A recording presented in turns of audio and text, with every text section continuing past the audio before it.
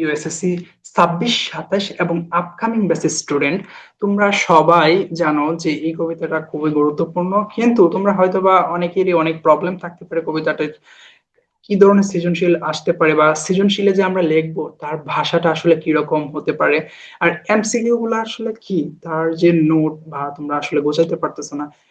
এই যে আমি এখন তোমাদের পড়াবো, তোমাদেরকে একদম নোট ধরে ধরে পড়াবো ইনশাল্লাহ। তোমাদেরকে এই বিষয়গুলো আমরা ম্যাটেরিয়ালস গুলা দিয়ে দিব, তোমরা কমেন্ট করলে পেয়ে যাবে ইনশাল্লাহ, অথবা আমাদের যে ডেসক্রিপশন বক্স টেক্সট চেক করলে পেয়ে যাবে ইনশাল্লাহ।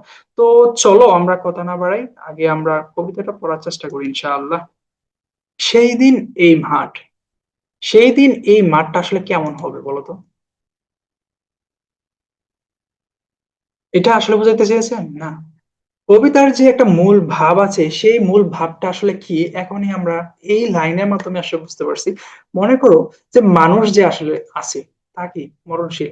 আর এই যে যুগে যুগে সভ্যতা আসতেছে একদম প্রাচীন কাল থেকে, সেই সভ্যতাগুলো কি টিকে আছে? না, সভ্যতাগুলো টিকে নাই। এই সভ্যতাগুলো কি পরিবর্তনশীল হইতেছে, আস্তে আস্তে আস্তে আস্তে ডেভেলপ হতে হতে বর্তমান বিশ্বে, মানে বর্তমান যে জামানায় এসে পৌঁছাইছে। কিন্তু যে প্রকৃতির রূপ রস গন্ধ এবং মানুষের যে স্বাদ চিন্তা চেতনা, এগুলা কি অবিনশ্বর। এটাই কবিতার মূল কথা, বুঝতে পারছো? মানে কি, প্রকৃতি অবিনশ্বর কিন্তু সভ্যতা ক্ষয়িষ্ণু। বুঝতে পারছো মানে কি, যে প্রকৃতি এগুলা কিন্তু তোমার ঠিকই আছে, কিন্তু সভ্যতা, যে দিন দিন যে সভ্যতা আসতেছে, সেই সভ্যতা গুলা আস্তে আস্তে কি সবগুলা ক্ষয় হইতেছে। মানে কি, এখন যে তোমাদের সভ্যতা আছে, সেই সভ্যতাটা 10 বছর পর, 20 বছর না 100 বছর পরে কিন্তু আর থাকবে না, নতুন একটা আশা পড়বে। এই যে কিছুদিন আগে কি ছিল, ম্যাক্সিমাম এক সময় ছিল কি মাটির ঘর, তারপরে হয়েছে কি টিনের ঘর, এখন কি হইতেছে সবার বিল্ডিং, দালান কোঠা। গ্রাম অঞ্চলেও ম্যাক্সিমাম হয়ে যাচ্ছে কি হাফ বিল্ডিং থেকে শুরু করে এখন বিল্ডিং হইতেছে। এটাই যে সভ্যতা কিন্তু করিঞ্চু, আর কিন্তু প্রকৃতি অবিনশ্বর, এটাই বুঝতেছে আর কি। তো পাঠ পরিচিতি সম্পর্কে আমরা একটু জেনে নিই। পাঠ পরিচিতি আসলে কি, তোমাদের বইয়ে খুব সুন্দর একটা মানে কি বলে একটা প্যারাগ্রাফ আকারে দেওয়া আছে, কিন্তু আমি সবগুলা বিষয়কে আলাদা আলাদা করে দিয়েছি যেন তোমাদের সহজ হয়। এই যে কবিতাটি মানে কি, সেই দিন এই মাঠ কবিতাটি কবি জীবনানন্দ জীবনানন্দ দাশের কোথা থেকে, রূপসী বাংলা কি ভাইয়া, রূপসী বাংলা কাব্যগ্রন্থ থেকে নেওয়া হয়েছে। কোথা থেকে নেওয়া হয়েছে ভাইয়া? রূপসী বাংলা কাব্যগ্রন্থ থেকে নেওয়া হয়েছে। তো এখন আসলে জিনিসটা কি, প্রকৃতির যে চিরকালীনতা, অর্থাৎ কি মরণশীল মানুষ পৃথিবীর মায়া কাটিয়ে একদিন চলে যায়, কিন্তু প্রকৃতিতে কোনো স্তব্ধতা আসে না। আচ্ছা লক্ষ্য করো তো, এই যে একজন মানুষ মরে যায় বা একটা প্রাণী মরে যায়, তার জন্য কি প্রকৃতি থেমে থাকে? না, প্রকৃতি থেমে থাকে না। দেখবা আরেকটা মানুষ জন্ম হইতেছে, তার কোলে আরেকটা মানুষ জন্ম নিতেছে, তারও মৃত্যু হইতেছে, তার ব্যস্ততা ও চঞ্চলতা ঠিকই বজায় থাকে। অর্থাৎ প্রকৃতির যে চিরকালীনতা সেটা কিন্তু তোমার বজায় ঠিকই থাকে। এটাই আসলে এখানে বুঝাইতেছে যে প্রকৃতি কারোর জন্য অপেক্ষা করতেছে না, কিন্তু তার বুকে মানুষ জন্মগ্রহণ করতেছে, তার বুকে মানুষ মরতেছে, এর জন্য প্রকৃতি একদিনও বসে থাকে নাই। তো অস্তিত্বের বহমানতা, এটা দ্বারা আসলে কি বুঝাইতেছে? লক্ষ্য করো যে অস্তিত্বের বহমানতা মানে অস্তিত্ব তো বুঝোই, অস্তিত্ব তো সবাই আমরা জানি অস্তিত্ব জিনিসটা কি। তো মাটির চঞ্চলতা থাকে, চালতা ফুলে শিশির পড়ে, আর খেয়া নৌকা গুলো চিরকাল নদী বক্ষে যাতায়াত করে, এখানে মৃত্যুর কোনো রেশ থাকে না। অর্থাৎ প্রকৃতির মধ্যে যে বহমানতা আছে, তা লক্ষ্য করো, একজন মানুষ ধরো একটা নৌকা দিয়ে কি নিয়মিত যাতায়াত করে, হঠাৎ করে সে আর যাতায়াত করবে না, তার বলে কি এই যে নৌকা, নৌকা কি বসে আছে? নৌকা কিন্তু কেয়া নৌকা গুলা কিন্তু বসে নাই, সে এই নদীর বুকে চিরকালই থাকবে। কারণ কি, একটা মানুষ মারা যাইতে পারে, বাট অপর মানুষগুলা কিন্তু সবাই কিন্তু মারা যায় নাই, একের পর একটা মানুষ ওই নতুন মানে তার স্থানটা দখল করতেছে। এটাই বোঝাচ্ছে আর কি, যে স্বপ্নের অমরত্ব। এমন এটা আগেরটা যদি তুমি লক্ষ্য করো, যে এটা এমনও হইতে পারে যে মাটির চঞ্চলতা তো টিকেই থাকতেছে। ধরো ধরো একটা সভ্যতা যদি বিনষ্ট হয়ে যায়, কিন্তু শিশির মানে চালতা ফুলে যে শিশির পড়ে, এটা কি বিনষ্ট হয়ে যাবে? প্রতি বছরে কি শিশির পড়তেছে, এবং চালতা ফুল, চালতা গাছে কি চালতা ফুল আসতেছে, সেটাই। কিন্তু একটা সভ্যতা কি 10 বছর 100 বছর পরে আর থাকে না, 200 বছর পরে থাকে না। তো এটাই বোঝাচ্ছে আর কি।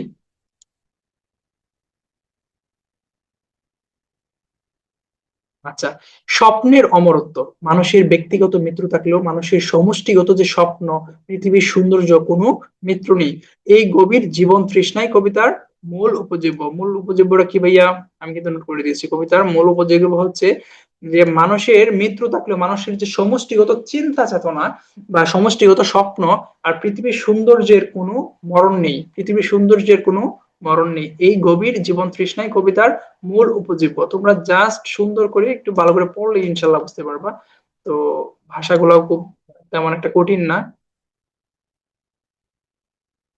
এখন আমরা পরবর্তী যে কবিতার কবি পরিচিতিটা একটু আমরা জেনে নেই, যেন আমরা এখান থেকে কোনো একটা এমসিকিউ আসলে ইনশাল্লাহ আমরা সলভ করতে পারি। কারণ কি, এখান থেকে তোমাদের এমসিকিউ যে হয়, এমসিকিউ এর মধ্যে কিন্তু কবি পরিচিতি থেকে তোমার বিভিন্ন ধরনের এমসিকিউ হয়, যে কবিতার যে এই কবিতার লেখক কে, এই কাব্যগ্রন্থের লেখক কে, বা এরকম এরকম কিন্তু হয়ে থাকে, তাই না? তো এই বিষয়গুলো কিন্তু আমাদের জানতে হবে। তার কারণে আমরা কবি পরিচিতিটা ইম্পর্টেন্ট। মাঝে মাঝে কোনো একটা কবির জন্মসাল বা মৃত্যুসাল সম্পর্কে কুইশন একটা দুইটা আসে, একটা দুইটা এমসিকিউ আসে কিন্তু। আবার সৃজনশীলের যে খতেও আসতে পারে, খতে আসতে পারে। সেক্ষেত্রে আমরা এই বিষয়গুলো ইনশাল্লাহ জেনে নিব। তো জন্ম ও শিক্ষা: জীবনানন্দ দাশ 1899 খ্রিস্টাব্দে বরিশাল শহরে জন্মগ্রহণ করেন। কোথায়? বরিশাল শহরে জন্মগ্রহণ করেন। এবং কলকাতা বিশ্ববিদ্যালয় থেকে তিনি ইংরেজি সাহিত্যে, কোথায় কোথায়, কলকাতা বিশ্ববিদ্যালয় থেকে ইংরেজি সাহিত্যে এমএ ডিগ্রি লাভ করেন। পেশা ছিল কি? তিনি অধ্যাপনা পেশায় নিয়োজিত ছিলেন। অধ্যাপনা কি মানে শিক্ষক আর কি, ভার্সিটির বা কলেজের অধ্যাপক ছিলেন আর কি। তো সাহিত্যিক যে পরিচয়, তিনি মূলত আধুনিক জীবন চেতনার কবি হিসেবে পরিচিত।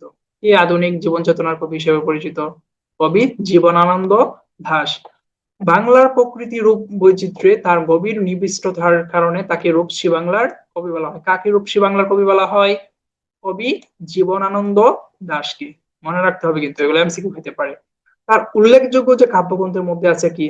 জরাপালক, ধূসর পাণ্ডুলিপি, বনলতা সেন। এই বনলতা সেন, এটা কিন্তু খুবই একটা ইম্পর্টেন্ট। বনলতা সেন কার লেখা?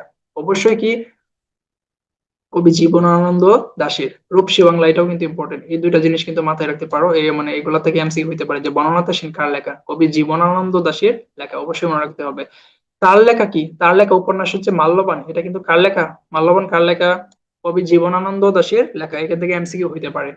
তো তার যে মৃত্যুরাও তোমরা মনে রাখতে পারো, যে ট্রাম দুর্ঘটনায়, এক ট্রাম দুর্ঘটনায় তিনি আহত হন এবং 22শে অক্টোবর তিনি মারা যান। 14ই অক্টোবর কলকাতায় এক ট্রাম দুর্ঘটনায় আহত হন। কে ট্রাম দুর্ঘটনায় আহত হন? এটা কিন্তু এমসিকিউ হইতে পারে। তোমরা এই জিনিসগুলো অবশ্যই খেয়াল রাখতে হবে। ঠিক আছে? এখন চলো আমরা পরবর্তীতে কি আছে দেখি। তো এটা, এখানে কবিতাটা আসলে কি তা আমরা একটু পড়ি, চলো। সেই দিন এই মাঠ স্তব্ধে হবে না কেউ জানি, এই নদী নক্ষত্রে তোলে, সেদিনও দেখিবে স্বপ্ন, সোনার স্বপ্নের স্বাদ পৃথিবীতে কবে আর ঝরে। অর্থাৎ কি বুঝাইতেছে এখানে কবি? সেই দিন এই মাঠ স্তব্ধ হবে না কো জানি, মানে তুমি ধরো এই পৃথিবীতে নাই, কিন্তু পৃথিবী কি থেমে থাকবে? পৃথিবীর যে মাঠ আছে, এই মাঠ কি থেমে থাকবে? না, থেমে থাকবে না। এই নক্ষত্রের তলে সেদিনও দেখিবে স্বপ্ন, সোনার স্বপ্নের স্বাদ পৃথিবীতে কবে আর ঝরে। মানুষ কি পৃথিবী থেকে চলে যেতে চায়? চায় না তো, তাই না? এগুলো কিন্তু সহজ। তোমরা, আমি চলে যাব বলে চালতা ফুল কি আর ভিজিবে না শিশিরের জলে? ধরো আমি পৃথিবীতে নাই, তাই বলে কি শিশির পড়া বন্ধ হয়ে যাবে? চালতা ফুল কি তোমার আর শিশিরে ভিজবে না? বলো। আমি পৃথিবীতে মনে করো নাই, তাই বলে কি শিশির পড়া বন্ধ হয়ে যাবে? চালতা ফুল কি আর ভিজবে না? আমি না, আমি যদি পৃথিবীতে না থাকি, এই কাজগুলা, এই মাঠ স্তব্ধ হবে না, এই চালতা ফুলে শিশির পড়া বন্ধ হবে না, শিশির ভেজাও বন্ধ হবে না, শিশিরে কি চালতা ফুলগুলা ভেজাও বন্ধ হবে না। তো এটাই কবি আসলে বোঝাতে চাচ্ছে। যে কবি আসলে কি বোঝাতে চাচ্ছে, এই জিনিসগুলাই স্পষ্ট করে এখানে বলা আছে। তো নরম গন্ধের ঢেউয়ে চালতা ফুল কি আর ভিজিবে না শিশিরের জলে? নরম গন্ধের ঢেউয়ে লক্ষ্মী পেঁচা গান গাবে নাকি আর লক্ষ্মীটির তরে? সোনার স্বপ্নের স্বাদ পৃথিবীতে কবে আর ঝরে। এই দুটো যেই লাইনগুলো রিপিট আছে, সেই লাইনগুলো তোমরা কিন্তু মনে রাখতে পারো আলাদাভাবে। একবার আর কি, দুইবার, এই সোনার স্বপ্নের স্বাদ পৃথিবীতে কবে আর ঝরে। কারণ একটা কোশ্চেন হতে পারে যে এই লাইনটা কয়বার রিপিট হয়েছে কবিতায়। বুঝতে পারছো? আচ্ছা, ঠিক আছে, পরবর্তীতে দেখি আমরা। চারদিকে শান্ত বাতি, ভিজে গন্ধ, মৃদু কলরব, কেয়া নৌকাগুলো এসেছে, লেগেছে চরের খুব কাছে। পৃথিবীর এই সব গল্প বেঁচে রবে চিরকাল, এশীয় দুর্ওয়াজ বেবিলন চাই হয়ে গেছে। অর্থাৎ পৃথিবীতে লক্ষ্য করো যে এশীয় একটা সভ্যতা ছিল বা বেবিলন কিন্তু ছাই হয়ে গেছে, কিন্তু এই যে শান্ত বাতি বীজে গন্ধ মৃদু কলরব কেয়া নৌকাগুলো, মানে যে কেয়া নৌকা, নদীতে যে কেয়া নৌকা গুলা থাকে, এগুলা কি, নদীতে যে কেয়া নৌকা গুলা থাকে, এগুলা কি চিরকালেই থাকবে। কিন্তু তোমার কি একটা সভ্যতা, এশীয় সভ্যতা বা বেবিলন, যে বেবিলন পুড়ে ছাই হয়ে গেছে, কিন্তু এই জিনিসগুলা প্রকৃতিতে রয়ে গেছে। সেটাই পৃথিবীর এই সব গল্প বেঁচে রবে চিরকাল। বুঝতে পারছো? সিম্পল, তোমরা একটু পড়লেই বুঝবা ইনশাল্লাহ।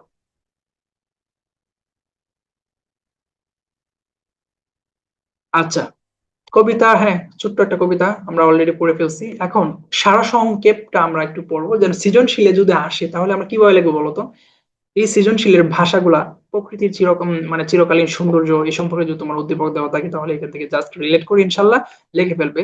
তো তোমরা সবাই সৃজনশীলের জন্য এই বিষয়গুলো একটু ভালো করে মানে মুখস্থ রাখবে আর কি, মানে মনে রাখবে ইনশাল্লাহ। কবি যখন থাকবেন না তখনও এই মাঠ থাকবে, চালতা ফুল শিশিরে ভিজবে, এবং লক্ষ্মী পেঁচা তার মঙ্গলালোক গান গেয়ে যাবে। প্রকৃতির এই চঞ্চলতা ও সৌন্দর্য কোনোদিনই থেমে থাকবে না। বুঝতে পারছো? মানে প্রকৃতির চিরকালীন সৌন্দর্য এটাগুলা কি টিকে থাকবে। কবিতে কিন্তু কবি এটা বারবার বলার চেষ্টা করেছেন যে এই সৌন্দর্য টিকে থাকবে, বাট আমি তুমি চলে যাবো ইনশাল্লাহ।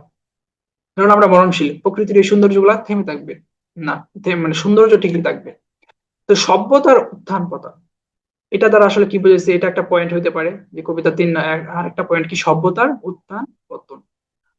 তো মানুষের গড়া সভ্যতা যেমন কি এশীয় সভ্যতা বা বেবিলনীয় সভ্যতা সময়ের আবর্তে ধুলোয় মিশে গেছে, কিন্তু প্রকৃতির তুচ্ছ জিনিসগুলো যেমন ভিজে ঘাস, মানে কি খইমান ধান, মানে এই ধরনের যে বিষয়গুলো আছে আজও তাদের চিরন্তর রূপ নিয়ে টিকে আছে। তাদের যে রূপ তা নিয়ে কিন্তু টিকে আছে, কিন্তু সভ্যতাগুলো বিনষ্ট হয়ে গেছে, এটাই বারবার বলার চেষ্টা করতেছি আমি। তো মানুষের অনুপস্থিতি ও প্রকৃতির উদাসীনতা, এটা দ্বারা কি বুঝাইছে বলতো ভাইয়া? যে মানুষের অনুপস্থিতি ও প্রকৃতির উদাসীনতা, মৃত্যু মানুষের জন্য অবধারিত, কিন্তু মানুষের মৃত্যুতে পৃথিবীর স্বাভাবিকতা নষ্ট হয় না। নদীর জল বইবে, নৌকা চলবে, শালিকের ডাক শোনা যাবে ঠিক আগের মতোই। সেটাই বলছে যে মানুষের অনুপস্থিতি ও প্রকৃতির উদাসীনতা, প্রকৃতি উদাসীনতা, অর্থাৎ কি আমাদের জন্য প্রকৃতি কিন্তু উদাসীন হয় না, প্রকৃতি তার মতোই সে চলতে থাকে। বুঝতে পারছো? আমরা সবাইকে বুঝতে পারছি ইনশাআল্লাহ। আমরা আশা করি বিষয়গুলা বুঝতে পারছি। এখন তোমাদের যে আমি নোটটা দিয়েছি, এই যে নোটটা, এই নোটটা কিন্তু আমরা দিয়ে দিব। তো লাস্ট আবার যদি আমরা মূল কথার উপরে ফোকাস করি যে মানুষ মরে যাবে, সভ্যতা ধ্বংস হয়ে যাবে, কিন্তু প্রকৃতির যে সৌন্দর্য আছে ও প্রাণীর যে প্রবাহ চিরকাল অম্লানে থেকে যাবে। অর্থাৎ এই সত্যটি কবি অত্যন্ত দরদ দিয়ে কবিতায় ফুটিয়ে তুলেছে। বুঝতে পারছো? আমরা সবাই আশা করি বুঝতে পারছি। তো সৃজনশীলের জন্য এই যে পড়াগুলো আছে, মানে এগুলা একটু আমরা জাস্ট মনে রাখবো, এই লেখাগুলাই কিন্তু আমরা জাস্ট সৃজনশীল উদ্দীপকের সাথে আহ কি বলে পয়েন্ট করে জাস্ট লিখে দেবো, তাহলেই হয়ে যাবে ইনশাল্লাহ। আর কবিতাটা একটু পড়বো, যেমন কবিতার মধ্যে কি এই যে চালতা ফুল, নরম মানে লক্ষ্মী পেঁচা, এগুলো এই পয়েন্ট গুলো আমরা মাথায় রাখবো, এখান থেকে যেন এমসিকিউ আসলে আমরা পারি। আর যে জন্ম, পেশা, সাহিত্যিক পরিচয়, এগুলো আমরা ইনশাল্লাহ জানবো। আর পাঠ পরিচিতিটা সম্পর্কে একটু আইডিয়া রাখবো। পাঠ পরিচিতিটা কি আমরা কি এই যে সারসংক্ষেপ করে লিখে দিয়েছি ভালো করে ইনশাল্লাহ, তোমরা জাস্ট পড়ে নিবে ইনশাল্লাহ। পরবর্তীতে আমাদের সবগুলা কবিতা ইনশাল্লাহ আমরা তোমরা পেয়ে যাবে আমাদের ইউটিউব চ্যানেলে, বা আমাদের যে ক্লাস হচ্ছে ক্লাসের নিয়মিত পেয়ে যাবে ইনশাল্লাহ। প্রত্যেকটা কবিতা ইনশাল্লাহ পেয়ে যাবে। এই যে প্রত্যেকটা জিনিসই আমি তোমাদের জন্য নোট করে রেখেছি, যেমন এই যে বসে কবিতা, তারপর কি আছে জীবন বিনিময় কবিতা। তো পরবর্তী ক্লাসে তোমাদের সবাইকে স্বাগতম জানাচ্ছি। আজকের মতো এই পর্যন্তই। ধন্যবাদ সবাইকে। আসসালামু আলাইকুম রহমতুল্লাহ।